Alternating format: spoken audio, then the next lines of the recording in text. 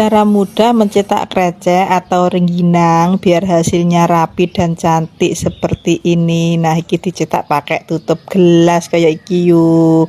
Hasilnya apik toh, podo. Dan untuk resep kreceknya sendiri buatnya juga sangat gampang. Ini aku pakai beras ketan 2 kilo. Pertama, cuci beras ketan sampai bersih, dibilas 3 kali yo. Nek sampun bersih, beras ketan direndam selama 30 menit. Setelah direndam 30 menit, kukus beras ketan selama 20 menit. Nah, sambil mengukus beras ketan, kita siapkan bumbu 15 siung bawang putih, 2 sendok teh ketumbar bubuk, 4 sendok teh garam, dan masako. Ulek sampai lembut.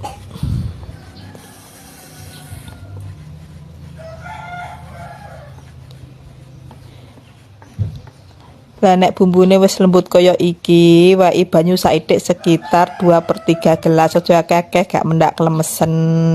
Nah, iki bumbune wis siap, ketane sing pertama wis mateng, langsung dipindah tok wadah.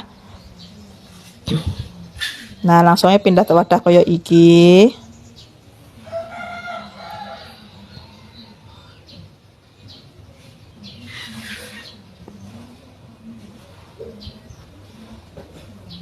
Lalu masukkan bumbu sing wis diulek tadi. Aduk-aduk sampai benar-benar tercampur rata ya, ben rasane ku rata, ben kabeh gak kasinen, kabeh kurang asin. Nah, nek wis diudek rata kabeh koyok ngene iki, langsung ae dikukus kembali selama 20 menit.